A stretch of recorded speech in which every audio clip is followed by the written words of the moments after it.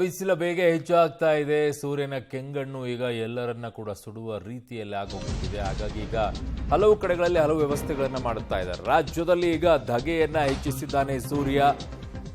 ನೋಡಿ ನನ್ನ ಪ್ರತಾಪ ಹೇಗಿದೆ ಅಂತ ಹೇಳಿ. ಕೋಲಾರ ಜಿಲ್ಲೆಯಲ್ಲಿ 36 ಡಿಗ್ರಿ ತಾಪಮಾನ ಇದೆ. ಕೋಲಾರ ಜಿಲ್ಲಾ ಆಸ್ಪತ್ರೆಯಲ್ಲಿ ಹೀಟ್ ಸ್ಟ್ರೋಕ್ ವಾರ್ಡ್ ಅಂತ ಅವರ ಸಪರೇಟ್ ಆಗಿ ವ್ಯವಸ್ಥೆ ಮಾಡಿಕೊಂಡಿದ್ದಾರೆ. 10 ಹಾಸಿಗೆಗಳ ಪ್ರತ್ಯೇಕ ವಾರ್ಡ್ ಅನ್ನ ಈಗ ಅಧಿಕಾರಿಗಳು ತೆರೆದಿದ್ದಾರೆ. ರಾಜ್ಯದಲ್ಲಿ ಈಗ ಸೂರ್ಯನ ಧಗೆ ಹೆಚ್ಚು ಆಗ್ತಾ ಇರೋ ಪರಿಣಾಮವಾಗಿ ಈಗ ಹಲವು ಕಡೆಗಳಲ್ಲಿ ಹಲವು ಮುನ್ನೆಚ್ಚರಿಕೆಗಳನ್ನು ತೆಗೆದುಕೊಳ್ತಾ ಇದ್ದಾರೆ.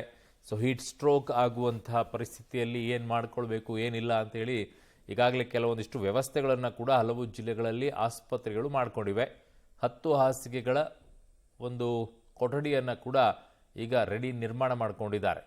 ಎಲ್ಲಿ? ಕೋಲಾರ ಜಿಲ್ಲಾ ಆಸ್ಪತ್ರೆಯಲ್ಲಿ. ನೋಡ್ತಾ ಇದ್ರೆ ಆ ದೃಶ್ಯಾವಳಿಗಳನ್ನು. ಅದನ್ನು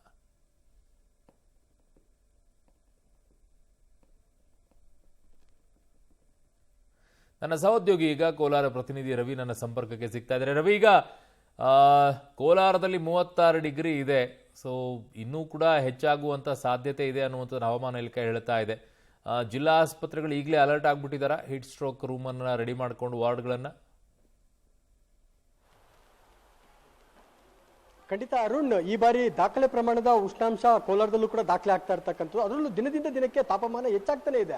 ಈ ಪರಿಣಾಮ ಸಾಕಷ್ಟು ಕಾಯಿಲೆಗಳು ಜನರಲ್ಲಿ ಎದುರಾಗುವ ಆತಂಕ ಕೂಡ ಆರೋಗ್ಯ ಇಲಾಖೆಯಲ್ಲಿ ಮನೆ ಮಾಡಿರ್ತಕ್ಕಂಥದ್ದು. ಈ ಹಿನ್ನೆಲೆಯಲ್ಲಿ ಆರೋಗ್ಯ ಇಲಾಖೆಯ ನಿರ್ದೇಶನದಂತೆ ಜಿಲ್ಲಾಸ್ಪತ್ರೆಗಳಲ್ಲಿ ಈಗಾಗಲೇ ಹೀಟ್ ಸ್ಟ್ರೋಕ್ ವಾರ್ಡ್ ಅನ್ನು ನಿರ್ಮಾಣ ಮಾಡಿರ್ತಕ್ಕಂಥದ್ದು. ನಾವು ನೋಡೋದಾದ್ರೆ ಈಗಾಗಲೇ ಜಿಲ್ಲಾಸ್ಪತ್ರೆಯ ಸುಸಜ್ಜಿತವಾಗಿ ಈಗಾಗಲೇ ಹೀಟ್ ಸ್ಟ್ರೋಕ್ ವಾರ್ಡ್ ಅನ್ನು ನಿರ್ಮಾಣ ಮಾಡಿರ್ತಕ್ಕಂಥದ್ದು. ಇಲ್ಲಿ ಬಿಸಿಲಿನ ತಾಪಮಾನಕ್ಕೆ ಒಂದಷ್ಟು ಜನ, ಅದರಲ್ಲೂ ವಿಶೇಷವಾಗಿ ಮಕ್ಕಳಿರ್ಬೋದು, ವೃದ್ಧರಿರ್ಬೋದು, ಗರ್ಭಿಣಿಯರಿರ್ಬೋದು, ಇವರೆಲ್ಲರೂ ಬಿಸಿಲಿನ ತಾಪಮಾನಕ್ಕೆ ಸುಸ್ತಾಗುವಂಥದ್ದು, ಬೇರೆ ಬೇರೆ ಕಾಯಿಲೆಗಳಿಗೆ ತುತ್ತಾದಂಥ ಸಂದರ್ಭದಲ್ಲಿ ಅವರಿಗೆ ಇಲ್ಲಿ ಚಿಕಿತ್ಸೆಯನ್ನು ಕೊಡೋದಕ್ಕೆ ಈಗಾಗಲೇ ವ್ಯವಸ್ಥೆಯನ್ನು ಮಾಡ್ಕೊಂಡಿರ್ತಕ್ಕಂಥದ್ದು. ಇದು 10 ಬೆಡ್ಗಳ ವಿಶೇಷ ಕೊಠಡಿ ಆಗಿರ್ತಕ್ಕಂಥದ್ದು. ಇಲ್ಲಿ ಹೀಟ್ ಸ್ಟ್ರೋಕ್ ಆದಂಥ ವ್ಯಕ್ತಿಗಳಿಗೆ ಚಿಕಿತ್ಸೆಯನ್ನು ಕೊಡೋದಕ್ಕೆ ವ್ಯವಸ್ಥೆಯನ್ನು ಮಾಡ್ಕೊಂಡಿರ್ತಕ್ಕಂಥದ್ದು. ಅದಕ್ಕೆ ಬೇಕಾದಂಥ ಔಷಧಿಗಳನ್ನು ಕೂಡ ಈಗಾಗಲೇ ಇಲ್ಲಿ ವ್ಯವಸ್ಥೆಯನ್ನು ಮಾಡ್ಕೊಂಡಿರ್ತಕ್ಕಂಥದ್ದು. ಇದು ಆರೋಗ್ಯ ಇಲಾಖೆಯ ನಿರ್ದೇಶನದಂತೆ ಈಗಾಗಲೇ ಜಿಲ್ಲಾಸ್ಪತ್ರೆಯಲ್ಲಿ ಒಂದು ವಿಶೇಷ ವಾರ್ಡ್ ಅನ್ನು ತೆರೆದಿರ್ತಕ್ಕಂಥದ್ದು. ಯಾಕಂದ್ರೆ ಕೋಲಾರದಲ್ಲೂ ಕೂಡ ದಿನದಿಂದ ದಿನಕ್ಕೆ ತಾಪಮಾನ ಹೆಚ್ಚಾಗ್ತಾನೆ ಇರ್ತಕ್ಕಂಥದ್ದು. ಜೊತೆಗೆ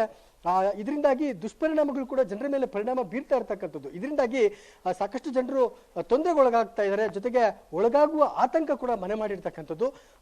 ಈ ಹಿನ್ನೆಲೆಯಲ್ಲಿ ಇವತ್ತು ಜಿಲ್ಲಾಸ್ಪತ್ರೆ ವೈದ್ಯರು ಮುನ್ನೆಚ್ಚರಿಕಾ ಕ್ರಮವಾಗಿ ಈ ವಾರ್ಡ್ ಅನ್ನ ತಯಾರಿ ಮಾಡಿರ್ತಕ್ಕಂಥದ್ದು.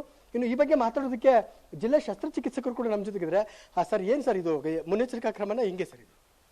ತಮಗೆಲ್ಲ ಗೊತ್ತಿರೋ ಹಾಗೆ ಇಡೀ ದೇಶದಾದ್ಯಂತ ಟೆಂಪರೇಚರ್ ಜಾಸ್ತಿ ಆಗ್ತಾ ಇದೆ. ನಮ್ಮ ಕರ್ನಾಟಕ ರಾಜ್ಯಕ್ಕೆ ಸಂಬಂಧಪಟ್ಟಂತೆ ಆಲ್ರೆಡಿ ಹೀಟ್ ಸ್ಟ್ರೋಕಿಂದ 2 ವ್ಯಕ್ತಿಗಳು ಮೃತಪಟ್ಟಿರೋದಾಗಿ ವರದಿ ಆಗಿರ್ತದೆ.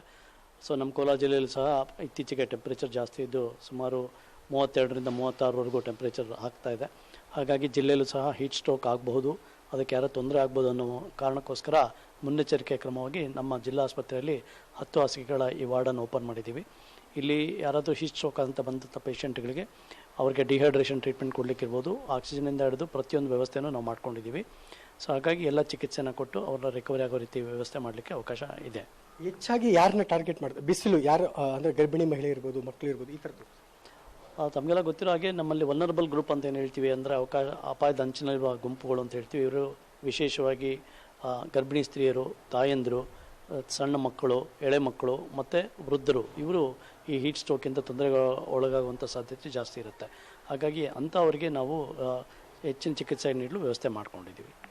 ಇದಿಷ್ಟು ಜಿಲ್ಲಾಸ್ಪತ್ರೆ ಶಸ್ತ್ರಚಿಕಿತ್ಸಕರ ಮಾತಾಗಿರ್ತಕ್ಕಂಥದ್ದು. ಅರುಣ್, ಅಂದ್ರೆ ಕೋಲಾರ ಜಿಲ್ಲೆಯಲ್ಲೂ ಕೂಡ ತಾಪಮಾನ ದಿನದಿಂದ ದಿನಕ್ಕೆ ಏರಿಕೆ ಆಗ್ತಾ ಇದೆ. ಇದರಿಂದಾಗಿ ಮುನ್ನೆಚ್ಚರಿಕಾ ಕ್ರಮವಾಗಿ ಕೋಲಾರ ಜಿಲ್ಲಾಸ್ಪತ್ರೆಯಲ್ಲಿ 10 ಬೆಡ್ಗಳ ವಿಶೇಷ ಒಂದು ಕೊಠಡಿಯನ್ನು ನಿರ್ಮಾಣ ಮಾಡಿದ್ದೇವೆ ಅನ್ನೋದು ಸದ್ಯ ಇಲ್ಲಿನ ಆರೋಗ್ಯಾಧಿಕಾರಿಗಳ ಮಾತಾಗಿರ್ತಕ್ಕಂಥದ್ದು. ಅರುಣ್.